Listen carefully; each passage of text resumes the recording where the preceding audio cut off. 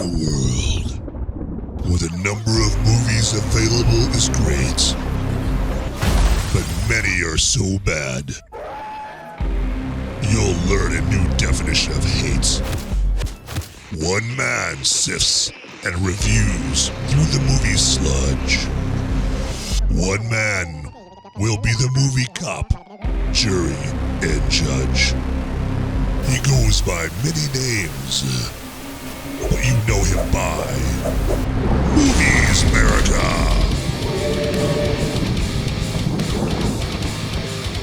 Hey everybody, today on Movies Merica, we get ready to bet on black. Yes, as Wesley Snipes said once upon a time in the movie Passenger 57, that's exactly what we're going to do, absolutely. So we're going to talk about the black phone. Roll that intro! Hey, all you beautiful movie-loving people out there, live from a red carpet somewhere, surrounded by celebrities. This is the Movies Merica podcast with Van Ebert, where movie reviews meet cold brews. Van will review your favorite and maybe not so favorite movies while enjoying some ice-cold beers and saying cheers. Now let's head into the theater and join our illustrious movie reviewer du jour, who's no doubt got the beer ready to pour, Van Ebert. Hey, again, everybody, welcome to Movies Merica podcast. Come on in. As much as I just realized that intro sounded very creepy, so I wouldn't blame you if you don't want to come in, all right? Yeah, you know, you're like, hey, Van, you sounded a little too whacked out and creepy in that intro. Yeah, I'm going to take a pass today. All right, but hey, you know what? If you're feeling brave, I assure you, I will do nothing. Okay. No Buffalo Bill, no black, no pit in my basement, nothing like that. Well, this isn't the Silence of the Lambs, people. Come on. All right, we're just all about movie reviews mixed with cold brews here. Yeah, you bet. So here at Movies Merica podcast. But today, the reason I was sounding creepy is because I am going to be reviewing a rather creepy movie called The Black Phone with Ethan Hawke in it playing the grabber. So, hey, without further ado, let's get into that Black Phone trailer. I'll be home in the morning. Where are you going? I'm staying over at Susie's tonight. What's new? The flyer. The papers call him the grabber. I wish you wouldn't call him that. You don't actually believe that story, do you? Because he can't hear you, and he doesn't really take kids that safe.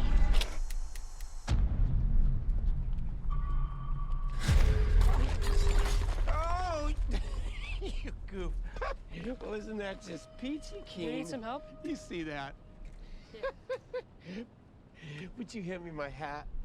Yes, sir. I am a part-time magician. Are those black balloons in there? Would you like to see a magic trick? I have an announcement to make. One of our students, Finney Blake, was abducted. What if I could help the police find Finney?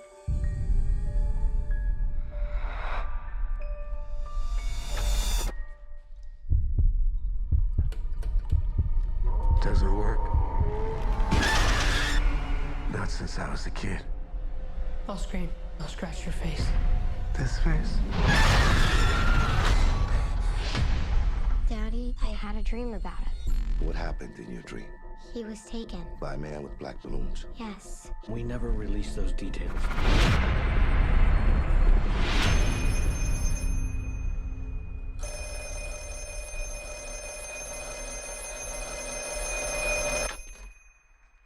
Hello? Rest assured, everybody, that listening to that trailer and then watching this movie will definitely make you appreciate and be glad of where you're at and that you're not trapped in some soundproof basement somewhere. So if you're having a bad day, hey, you know what? At least think upon that, and then maybe your day won't be so cruddy, right? So you bet. I know, sage words from me. I get it. I totally get it, yes. So anyway, before we get into the rest of the Black Phone here, just wanted to remind you that this podcast is on Apple Podcasts, Google Podcasts, Spotify, iHeartRadio, and many other platforms. Absolutely. And then if you happen to find yourself on Apple Podcasts, if you want to listen to this podcast on that, go ahead and feel free to scroll all the way to the very bottom of all the episodes, and you're going to see 5 groovy stars down there. And you know what? If you're feeling charitable, if you're like, I want to do my one good deed for the year, one of many for the week or whatever, hey, give it a 5-star rating, and then also there's a write a review button down there too. So since you're already down there in that area, might as well, hit that write a review and, put a quick review in there, quick short review. It doesn't have to be, the Old Testament, just, hey, this podcast rocks. Or this podcast stinks. I mean, we're all about total honesty here at Movies Merica Corporation, as I always say. So, and also, if you go to the very top, if you scroll all the way back to the top, up at the top right, there's 3 dots, the ellipsis, and that's where you can choose follow the show to get the episodes downloaded automatically. Absolutely. The episodes are also on moviesmerica.com, and I'm also out on the social medias. Out on Twitter and Instagram under Movies Merica. All right, and then as always, I would be remiss if I didn't tell you about the the super groovy beer that I'm drinking here, because again, Movies Merica is the home of movie reviews and cold brews, and today's cold brew of choice is Abita Barracuda, a Gulf Coast cerveza. And Avina, the brewery, is actually out of New Orleans, and so they got the Gulf Coast cerveza going on there. And you know what? I've had a few beers around New Orleans way, and they are pretty tip top. They're pretty tasty, and I got to say the Abita Barracuda is not an exception to that. So, and again, as I always point out, I'm not getting any money from these breweries. I'm not getting any endorsement money at all. I appreciate a good cold brew, and I like to mix it all in with my movie reviews. All right, hey, so let's do it. Let's enough of the Barracuda. Let's get into the Black Phone. All right, that's why you're listening to this episode. And so let me just give you the basic premise of the movie The Black Phone. So it has to do, it takes place back in the 70s, specifically 1978, I think in North Denver, Colorado, is what they say. And it's about this community that is just plagued with all these child abductions and murders. And the nickname that they have given the abductor is called the Grabber. They've nicknamed him the Grabber. And the Grabber is played by Ethan Hawke. You could tell that from the trailer. That's not a spoiler or anything like that. And so he grabs looks like junior high kids, so kids in general. And so the town is obviously on edge. Parents are on edge. The cops are trying to solve this, and that is the jumping off point of the Black Phone. And our main kid character in this is his name is Finney, and he is played by a pretty effective actor named Mason Thames, and his name is Finney, and he's a standout in his. I mean, I should say standout because there are several premiere performances in this movie. I mean, you would expect that Ethan Hawke as the Grabber would be divine in this movie. He would be fantastic, and he is. He definitely is. He meets the expectations that you might have for a great character actor like Ethan Hawke playing a complete creepy psycho. But you've got some brilliant performances from some child actors like Mason Thames in this. And so that is the premise of the movie. And eventually, and again, the trailer basically went over all this. You watch the trailer on TV and what I just played for you. It's not a spoiler. Finney gets abducted by Ethan Hawke's Grabber character, and away we go from there. That's how the rest of the movie is set up. Another great performance in this movie is Finney's sister, in this movie of Gwen, or Gwenny as they call her, and she is played by Madeleine McGraw. And yeah, Madeleine McGraw, she is I think she's going to be an up and coming, she's a child actress, but I could definitely see her continuing her acting into her adult years. I think it would be a shame if she didn't, because she steals the show in more than a few scenes in this. She definitely provoked the most laughter in this, just with some of her lines in this, and she is a spunky, resourceful, little girl character in this movie. She's fantastic, and she has like this ability to dream and have these dreams about that produce clues in this movie, and clues about happenings right now. And obviously, the major happening right now in this story is the grabber abducting kids, and that comes into play. That ability of hers comes into play in obviously in the plot. And now I'm not gonna say how it comes into play or how much it comes into play, but you will see, and that's another reason to check out this movie. And they do go and explain where she could have gotten these this ability from in it. It's definitely worth checking out just for her character alone. But again, her character she's not the only fantastic actor in this movie. Now, the one exception to that is Jeremy Davies as her dad and as Finney's dad. I don't know. I'm sure this is totally unfair to Jeremy Davies as an actor, and it's totally illogical, totally irrational. But Jeremy Davies, he played Corporal Upham in Saving Private Ryan, and just to rekindle your memory here, if you forgot, Corporal Upham he's the officer that got dragged along with Tom Hanks and his group of soldiers that were off to go find Matt Damon's Private Ryan.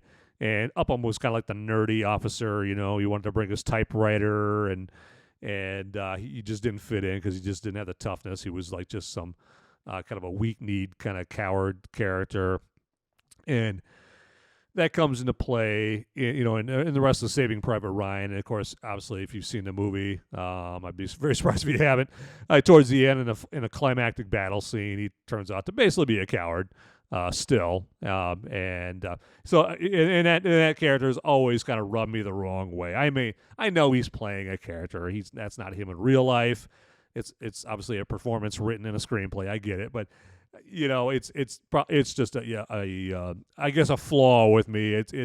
That performance has always followed him around for me, and so in this movie he plays kind of like just another like highly flawed character, and his character is necessary to the plot, in a little way, but yeah, he's like the only exception to the rule as far as performances go. But everybody else is fantastic, I thought.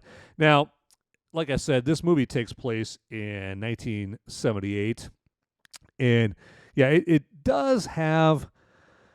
It's like a mix of as interesting as it may sound. It's like 7 combined with, of all movies, Dazed and Confused. Okay, because obviously, Richard Linklater's classic Dazed and Confused launched the careers of like Matthew McConaughey and Ben Affleck and Cole Hauser, who you see in Yellowstone now. He's a big deal in Yellowstone. Parker Posey and all these other up-and-coming actresses from then, actor and actresses. This movie is a lot like Dazed and Confused. I mean, Dazed and Confused has just got like kind of that kind of gritty 70s feel to it with a great soundtrack. This movie's got the Black Phone's got a great soundtrack. Not as great as Dazed and Confused soundtrack, but obviously the Black Phone is well aware of the fact that it takes place in the 70s, and it features some hot rockin' 70s rock in this movie, and like one of them was like Fox on the Run. I mean, I think if you have a movie that's set in the 70s, that's just a given. You got to play Sweet's Fox on the Run in this movie, but they have some other 70s hits in it too. So, hey, you know what? I'm going to drink to those 70s rock hits right here. So I'm going to take a little tug off this Barracuda. Excuse me.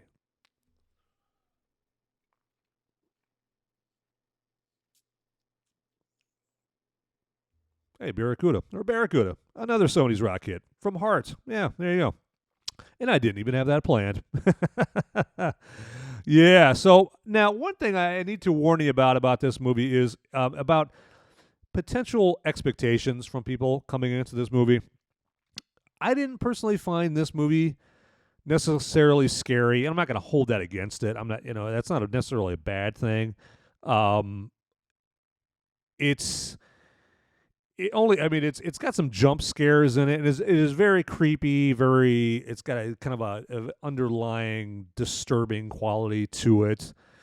And it's very morose, very morbid, as you would expect in a movie that features, a creepy psychopathic murderer that abducts children. It's naturally got that vibe about it, but it isn't really scary, I don't think. Now, I kind of have a high bar as far as horror movies go. There's only been a handful of movies that have ever scared me, to any kind of extent. Like The Exorcist, The Conjuring 1 and 2. I haven't seen Conjuring 3 yet, but the first two Conjuring movies scared me. The Silence of the Lambs, there may be maybe 2-3 other movies that have scared me, but yeah, this movie is not one of them because it's not trying to be scary. I think it's just trying to be more of a kind of a mystery thriller with notes of the paranormal in it. And now the paranormal comes into play from the very title of the movie, The Black Phone, okay? So the Black Phone is a phone that's down in this soundproof room in the basement where Finney is being held by the grabber. And so Finney finds that this phone just starts ringing on its own. Now, it's established early when he's down in the basement that the phone cord is cut. It's severed. There's no phone signal coming to this phone. So obviously that makes it much more startling when the phone actually starts ringing, right? And so the people on the phone, the characters on the phone, and again, another thing the trailer revealed, this is not a spoiler, the people he's talking to on the phone are the grabber's previous victims.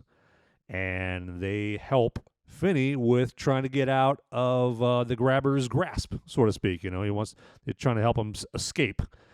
And and that part of it is just the fact that he's talking to the dead, essentially, on this black phone it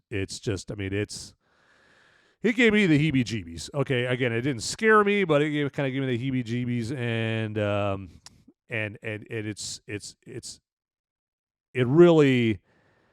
it's a brilliant idea, with this movie. I got to hand it to the author of the short story this is based on. I thought that is a great plot device, absolutely. So, but yeah, so they and again, it just the characters on the phone that he's talking to, they really want him to get out. Now, some for selfish reasons, some for pure Good Samaritan type of reasons, that kind of thing. But you'll see when you watch the movies. But now, I kind of mentioned this before, but yeah, the one scary part of the movie there are some very, very effective jump scares in this, and they are well earned. Okay, there is way too many, so-called scary movies where they think, oh well, the rest of the movie can be garbage, but then if we just throw some jump scares in there, that'll make the movie scary. Yeah, we'll just do some quote unquote brilliant editing and put some jump scares in there, and we don't have to worry about making the rest of the movie scary. We don't have to make you care about the characters or what happens to them. We're just going to throw some, jump scares in there and some, scary, music in there, some screeching violins or something like that. Just, or some screeching synth tones or, to scare you, to make you jump in your seat. And I think that's what makes a horror movie, and that is not. A prime example of that is the newest Scream movie that came out earlier this year that I reviewed. The movie wasn't scary, but it did have a few jump scares in there, and and you could tell that the jump scares were supposed to be what passed as horror, as trying to terrify you, what was supposed to pass as scaring the audience, but yeah, it definitely was not effective at all. But yeah, I mean, it is is effectively creepy, kind of like Seven, with Brad Pitt and Morgan Freeman. It was because that movie wasn't necessarily scary; it was just it kind of gave you the creepies under your skin, right? So. Now I have to mention again Madeleine McGraw, who plays Gwenny, Finney's sister. Again, I was mentioning, I was talking to her about how she's got this ability to dream and predict things, or see visions and that kind of thing. And she is actually, kind of a veteran actress in this movie because she actually played one of Bradley Cooper's kids in American Sniper. So she played the little daughter there. I don't know if you remember the scene, but towards the end, where. She was like, poke the bear, poke the wood, poke the bear, poke the wood. And Bradley Cooper, as Chris Kyle, is very, in a very tender scene, playing with his daughter, being a great dad. And so Madeleine McGraw played that, cute little girl, in that scene in American Sniper. So, and I guess her brothers and sisters are actresses or actors as well. So, but I think she's going to be around for a long time, but she definitely does a fantastic job in the Black Phone. And also her brother, Mason Thames as Finney, he does a standout job as well. He does a fantastic job at in his role. I think what he does really well, and he needed to do this to make the movie what it is, and to make it a good movie, a great movie, is he has to make you root for him, right? He has to convey, his lines, or he has to say his lines and have the right facial expressions and the mannerisms to make you root for him, right? At the very least, you need a character that you're going to feel concerned for in this situation. He's trapped in this soundproof room, by this psycho. And, think about it. If you were in that situation, you'd be scared out of your mind, right? And just the feeling of hopelessness, if you don't have it right away, it would settle right in eventually, right? And you're just like, you just want to get out so bad, right? And he's got all of that emotion just written on his face the whole time, except for a few times where, he realizes he's got to be strong, right? He's got to be brave in order to, maybe get out of this thing alive, right? And you definitely feel concerned for him, because of how he plays the Finney character, and he does have some emotional moments in this movie that, you're rooting for him. You want him against all odds, do whatever it takes to, just, cobble together whatever he can come up with to get out of there. And again, the main premise of this movie, or one of the main plot points of this movie is he's got help. And he's got help from the grabbers, previous victims, and they're, joining forces together to get him out of there. And it's kind of a rescue thriller kind of thing in a way when you think about it. He's trying to get out of there, and he's got these previous victims of the grabber kind of on a rescue mission to help him out, and it's kind of a race against time. And another part of this movie is it's basically an allegory about standing up for yourself, and obviously in this case Finney, standing up for himself, because this movie, it does take place in the late 70s, and it's got a really gritty, kind of like just a rough around the edges feel to it. Because getting back to standing up for yourself, Finney is a victim of bullying in this movie. He's got some kids, that pick on him and beat him up, and he's having to deal with that. I mean, it's kid, it's sometimes it's scary to be a kid, very very scary.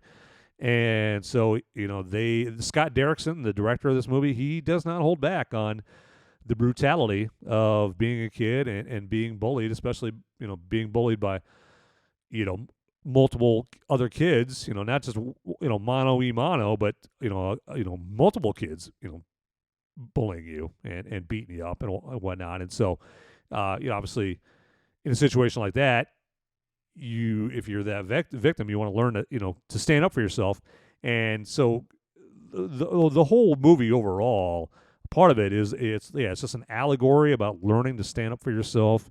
And sometimes you get put into a situation, like being trapped in a basement by Psycho, that teaches you you got to stand up for yourself. And Finney is in a situation where what, he's got to. It's do or die time, literally, to stand up for himself.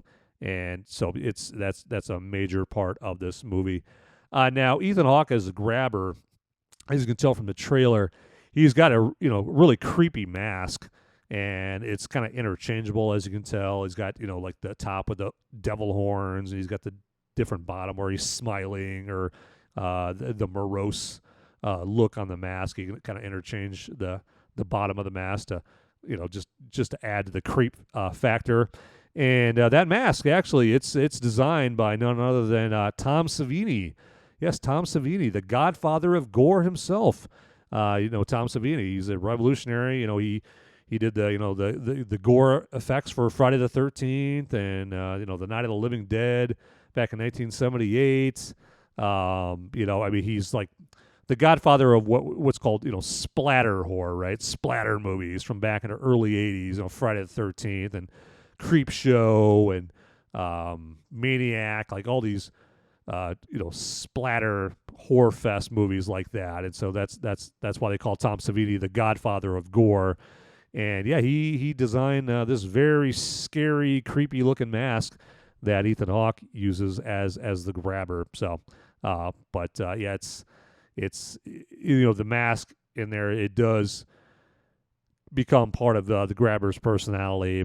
And yeah, it definitely weirds you out. That's for sure. So now this movie is based on a short story, so it's not a completely original work. It's based on a short story from 2004 by a writer named Joe Hill, who just happens to be the son of somebody you may have heard of, the son of horror author legend, wait for it, Stephen King. Yes, Stephen King. Yeah, you may have heard of that guy once or twice, right? And also Stephen King. Yeah, he's been known to write a few scary books here or there.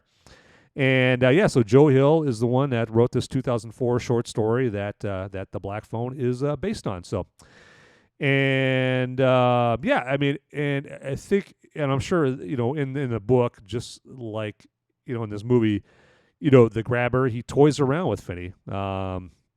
There's a lot of back and forth and a lot of kind of a cat and mouse going on between Finney and the grabber, and part of the plot is that Ethan Hawke's grabber character wants Finney to play a game that is none too good for the victims, and you'll see that. And so obviously, as you can tell, I am vociferously recommending that you go see this movie. Again, I like movies that are original content.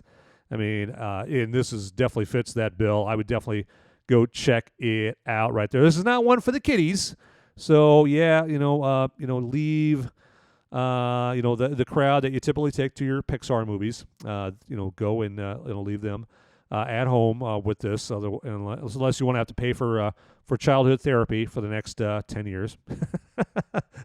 If you want to avoid that, don't take the kids to this movie. Don't take them to The Black Phone, all right? So, but hey, as always with that, I want to thank you for listening to this review. This is Movies Merica Podcast, and check it out on Apple Podcasts, Google Podcasts, Spotify, IR Radio, many other platforms. Check me out again on Movies Merica, or as Movies Merica on Twitter and Instagram. Please, just interact with me out there. I love to hear from y'all. I hear from people all the time out on there, and the more people I hear from them, outstanding. All right, so okay, well, hey, with that, as always, get out there. Those movies aren't going to watch themselves. See ya. Hey guys, don't leave the video quite yet. Okay, I've got the popo. They're coming after me, and I don't have much time to tell you, but you need to like and subscribe this video right here, down below. It's right down there. It's just waiting. It's waiting for you down there, okay? And make sure you watch these videos over here too. You'll be doing me a big favor. I'll be in handcuffs pretty soon. All right. Thanks for watching.